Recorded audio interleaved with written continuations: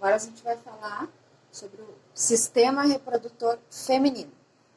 Anatomicamente, o sistema reprodutor feminino ele é mais simples do que o masculino, mas fisiologicamente ele é mais complexo. Por quê? Porque os processos de ovulação, fecundação, gestação e o parto, eles ocorrem todos dentro desse sistema. Esse sistema também é constituído por estruturas e órgãos internos e externos. Como vimos, temos órgãos internos e estruturas externas. Parte dos órgãos internos: ovários, trompas, útero e vagina. As estruturas externas já são o monte pubiano, os lábios maiores, os lábios menores, o clitóris, o bulbo do vestíbulo e as glândulas vestibulares. Agora vamos falar dos ovários. Os ovários eles são dois órgãos arredondados. Ele tem mais ou menos 3 centímetros de comprimento. Eles têm o formato de uma amêndoa, né? E eles se localizam na cavidade pélvica. Qual a função do ovário? A função do ovário é a produção e o amadurecimento dos gametas femininos, que são os óvulos, e também a produção dos hormônios estrógeno e progesterona, que eles que dão o desenvolvimento das características sexuais femininas. E também eles atuam no útero para o desenvolvimento do embrião, caso haja fecundação. Então, aqui está o óvulo. E agora, aqui uma curiosidade. Na infância, os ovários eles apresentam coloração rósea, que se modifica para branca com as cicatrizes após a puberdade. Cada cicatriz representa um óvulo liberado. Então, todo mês, quando ocorre a menstruação, ocorrem cicatrizes aqui no ovário, marcando a idade e quantos óvulos já foram liberados por esse ovário. Também, como a gente já viu no sistema anterior, é que a atividade dos ovários ela é controlada pela hipófise, que ela secreta os hormônios estimulantes, que é o FSH e o LH. Vamos falar sobre as tubas uterinas. As tubas uterinas eles são 2 tubos que se conectam aos ovários e ao útero. Eles possuem 3 porções. O istmo, que fica bem próximo ao útero. Aí a parte da ampola, que fica bem no meio das trompas e é uma porção mais dilatada, né? E também o infundíbulo, que é a parte mais próxima aos ovários, e contém as fímbrias, que são umas franjinhas. A função das tubas uterinas é de transportar o óvulo para o útero e também funcionam como um local de fecundação, pois o espermatozoide ele precisa chegar às tubas para encontrar o óvulo. Então, as tubas são essas partes aqui. Aqui são as fímbulas, que são essas, como se fossem umas franjinhas, que ficam na parte final das trompas, que ficam ligadas aos ovários. Aqui temos o útero, ele é um órgão muscular ímpar, tem um formato de uma pera invertida. Ele também é dividido em 3 porções.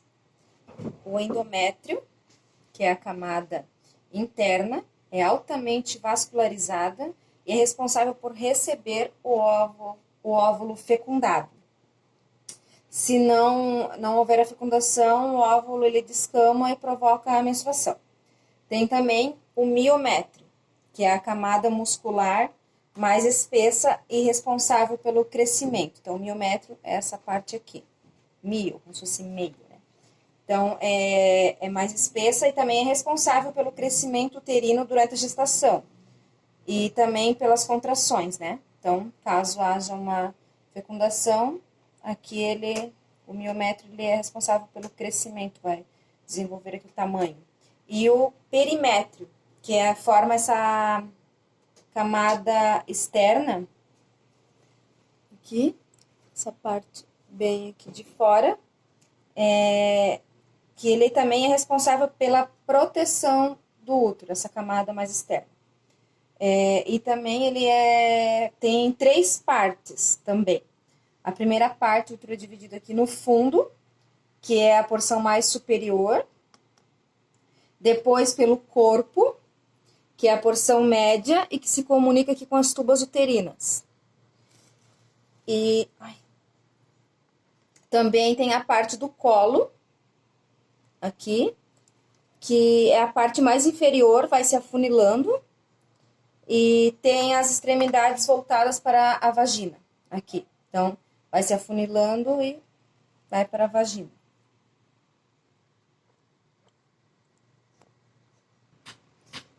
O útero, ele secreta aqui uma substância que aparece no período fértil. E ela libera essa substância no período fértil e aparece na vulva.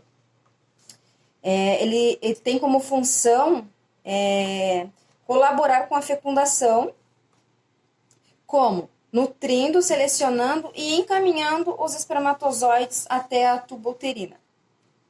Ele também é responsável por alojar o embrião. Caso não haja fecundação, ele descama a sua parede interna e expulsa o óvulo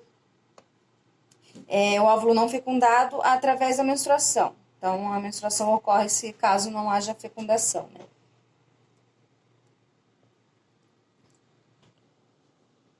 Temos a vagina. A vagina é um órgão feminino da cópula, né?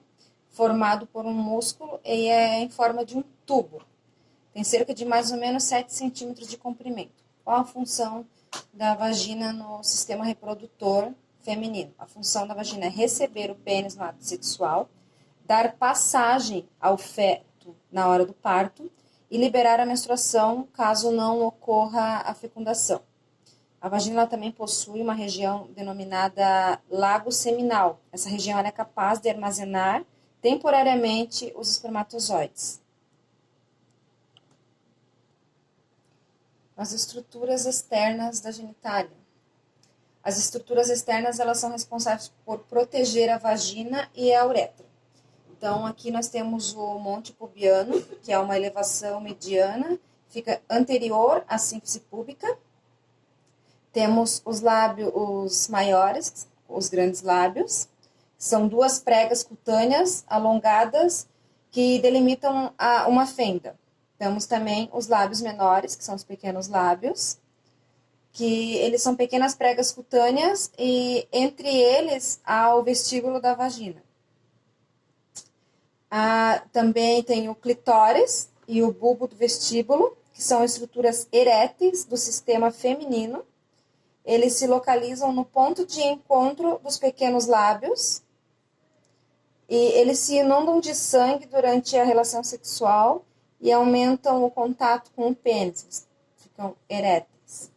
E tem também as glândulas vestibulares, que ficam próximo aqui ao vestíbulo da vagina, tem o tamanho de uma ervilha, mais ou menos, e produzem um muco que facilita a relação sexual.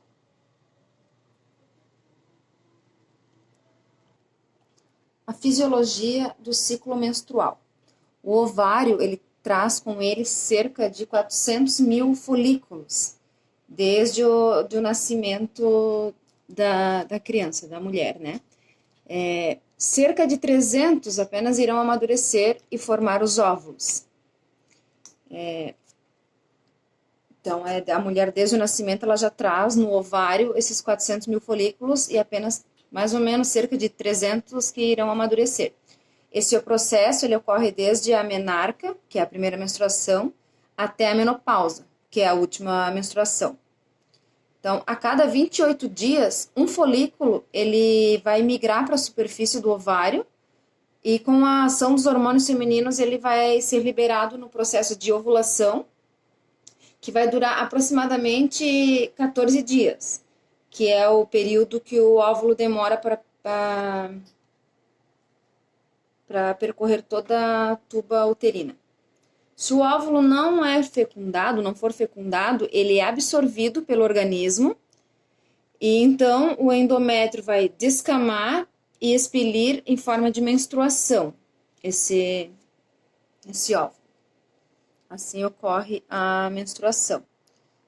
Se ocorrer a fecundação, o encontro do óvulo com o espermatozoide, o óvulo ele vai migrar para o útero, que é um percurso que leva mais ou menos de 5 a 7 dias, e onde vai escavar o endométrio e vai se fixar nele. Esse fenômeno é chamado de nidação.